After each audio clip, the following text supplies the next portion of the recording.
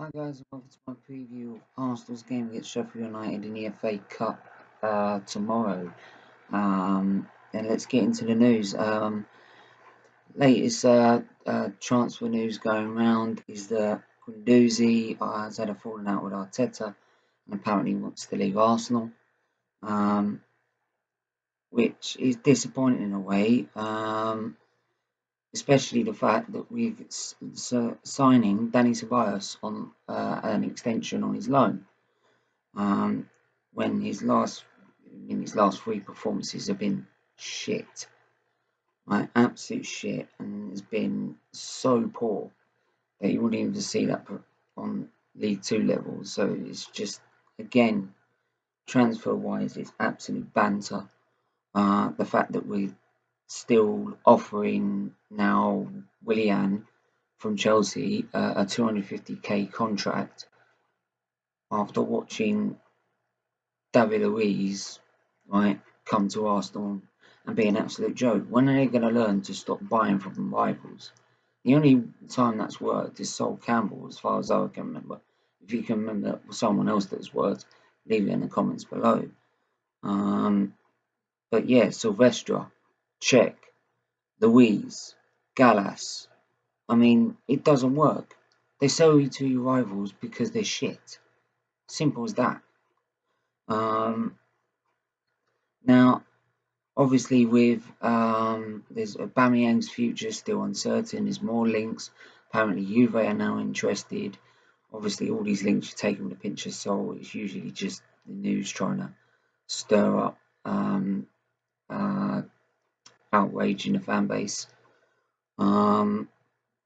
Yeah, and there's other links compared to Porto's Danilo Pereira. And apparently we are now in advanced talks for 22.7 million for Salzburg's Dominique Zali. I'm sorry if I've completely missed how to say that. And apparently this is a replacement for Ozil, which could be heading out the door. I doubt it. But these deals, along with apparently Thomas Partey, if you've obviously seen the Gunner stream, he will let us know that apparently his agent's coming to London. Now, obviously, there is a clause to buy out, and he's got to be paid up front, £42 million, I believe it is,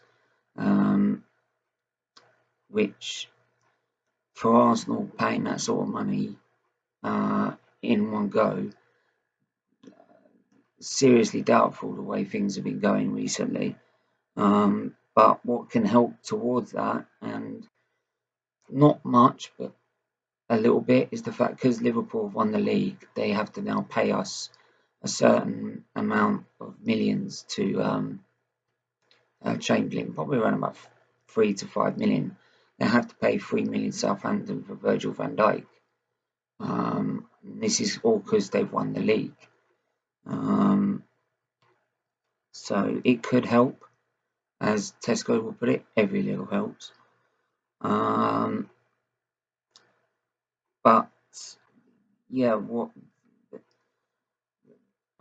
seriously, you've got all these deals, especially from our rivals, right? And the fact that we're taking a gamble on Suarez, though he's never played a game, giving him a 4-year contract. I would have probably said a 2 to 3 year contract, but 4 years is asking a lot. But at least then we know if after a year it doesn't work, it will be some resale value to him, and it won't be just like 1 year and then we have nothing to gain from him. Where we've had that before. Saka's contract apparently was to be signed, and Arteta's confident that it's going to happen, but it still hasn't happened yet. And this is all before we get into the team news, which is obviously no mate. Torreira's out, as well as where we have Socrates back, which could help. Apparently, David Luiz is now back from suspension. God help us. I know what's going to happen. He's going to put us in. He's going to put them in that squad. I just know it. But what I am going to do is go through and just give you a little bit towards the Sheffield news, which is it's not good for them. I think last time out they played Manchester United and they were utterly destroyed by Manchester United, especially with their midfield of Martial, Fernandes, Pogba, and you could. It's like what I put out as a tweet, their lineup, and you compare it to what we put out against Brighton, and we're supposed to be competing with Man United for European places. There's no way we're competing with that midfield. No way. That midfield could destroy us with what we've got. So, and I feel that if Chelsea and Man United get one or two key signings, they could be coming up to a level of easily top four, maybe even challenge to not win the league but compete for it. And it's the same with Tottenham. Tottenham are miles ahead of what we are, and we're just falling behind even Leicester and even Wolves. I count a number of Wolves and Leicester players are getting our squad. It just shows again how bad things are at Arsenal at the minute. Though there's no injury to Tierney, with the struggles that he's had with cramp in the last game, it clearly to me shows that the squad needs rotating. It can't keep playing every 3 days. I know the squad's thin. I know the squad hasn't got the depth and talent that we need, but you can't keep getting them to play flat out for 3 games in a row. We had that with the Europa League beforehand, hence why we got knocked out by Olympiacos. So doing it every 3 days at the minute is just not on. So what we'll do is try and give you my lineup, what I would like to see. My opinions on winning the FA Cup is, with the teams in it, I severely doubt we'll win anything out of that, but at least getting to this. It's going to be a tough game even tomorrow to just try and get into the semi-finals and go to Wembley. But Arsenal are known to win the FA Cup quite easy. Quite easily, and well known to do that over one game. Hence why we hold the most FA Cup in terms of records. So I would suggest, and I would actually go with the same formation we used against Southampton, because I think that worked really well. I thought originally it was just going to be the usual formation, but it turned out to be sort of a 3-4-3, which was a lot more influential defensively and in the midfield, especially the fact we had Granit Xhaka back. So let's get into the lineup, shall we? So in goal, Martinez as usual, and we'll have Matt Macy on the bench. He's another player who wants out. Well, you can, if you don't want to be there, fuck off then, man. Seriously, if you don't want to be here, fuck off. You've done nothing for Arsenal, right? Martinez is clearly better than you at the minute, right? And look at Martinez. He's sat there, never complained, right? Knows he's second to Leno. Has just kept his head down, right, and waited for his opportunity. And he's had to wait a fair few amount of years, right? He's been here for a long while, and now he's making the most of it. So if you can't accept the fact that there are keepers in this squad that are better than you, right, then you could piss off back down to the Championship or League One, because at the minute you're not proving to be Premier League standard. Otherwise, you would probably get a chance. So at the moment you're being very arrogant. So yeah, the three centre backs are pick Mustafi. He seemed to was a lot better with Rob Holding there. I'll put Socrates as well in the middle of that defensive three. I know David Luiz plays better in a back three, but I can't trust him at all. Right, and in one game where it's not like the Carabao Cup over 2 legs of the semi-final, right? It's just a one game, and if you make a mistake, you're out. So we can't afford. If we want to win the FA Cup, we can't afford that. So, and I don't want to see him in an Arsenal shirt ever again, to be quite honest. Right? Let alone the fact we've extended his deal for another year. Right wing back, Ainsley Maitland-Niles. I'll put Bellerin on the bench as cover because that's all he's good for at the minute. He's absolutely shit. Left wing back, Bukayo Saka. Tierney needs a rest. You can clearly see he was struggling with cramp. So he clearly needs a break. And we know Saka, compared to Kolasinac, is 10 times better in a wing back, left wing back position. So yeah, Granit Xhaka and Guendouzi are put as the two midfielders.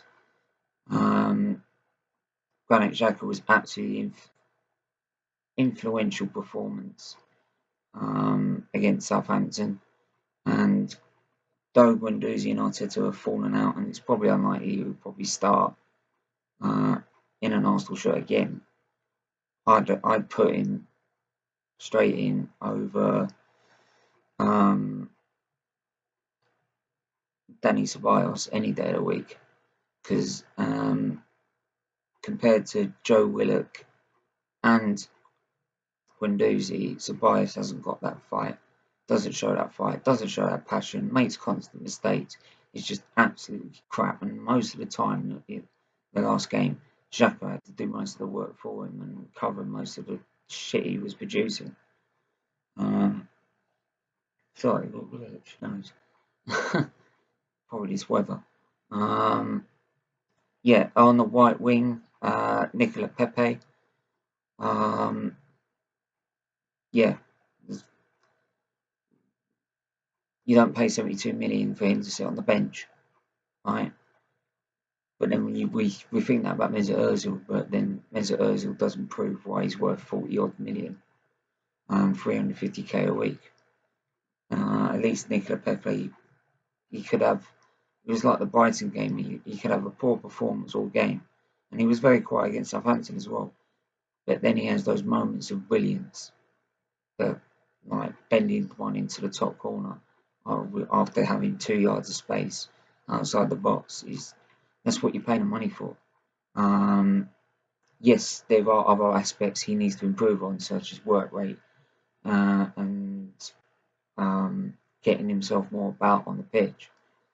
But hey, I'd pick him any day of the week. Reiss Nelson, I know he's a right winger, but since I don't trust either Ceballos, who could play left wing, I believe, or Mesut Ozil, we know he can't play on the left. Reiss Nelson can play on that left hand side, and yes, he's another one that needs to pick up his performances, but I'm sure given the opportunity, just like the rest of the youngsters, he'll give 110%, and I trust that most than even the international stars we've got, well, ex-international stars, shall we say, we've got in our squad. So, and it's the reason I also put him there is just so we can put Bramall Lane where he needs to be, up front. Right? Yes, he had a better game against Southampton. He should have scored against Southampton, but yeah, he should have. We should be putting him up the middle. Simple as that, right? And I don't know why he still persists on putting him on the left wing. I don't know why. Maybe it's because of the lack of options. I don't know, but at least then Lacazette can come on as an impact sub, and we've got extra firepower on the bench if we need it.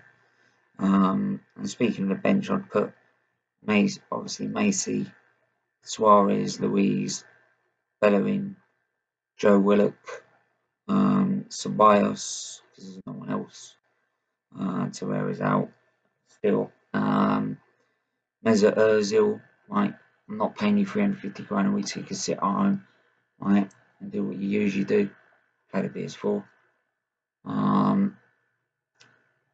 Eddie Nketiah, and obviously Lacazette as our striking options. So it's obviously not much rotated, but there's not a lot we can do with the squad depth we've got, but it should be enough to beat, which despite Sheffield United's free fall from returning to football, I predicted as well that they would struggle with the squad depth that they've got. We should be able to grind out a victory. It won't be easy, especially the way we've been playing, but given the fact that the morale seems to be a lot better now that we've got a victory after coming out of lockdown, and we had a much better defensive performance, we should be able to grind out a result. And hey, maybe get to the semi-finals of Wembley at Wembley. So, which I disagree with. It should be Wembley only for the final. But there you go. So yeah, let me know if you agree. That's my lineup. That's the news as well. And yeah, let me know in the comments below what your lineup would be, whether you agree or disagree with mine. Yeah, and share the content, like and subscribe if you're new, and hit that subscribe button down below if you're new. Yeah, and I will be back with a review on Monday.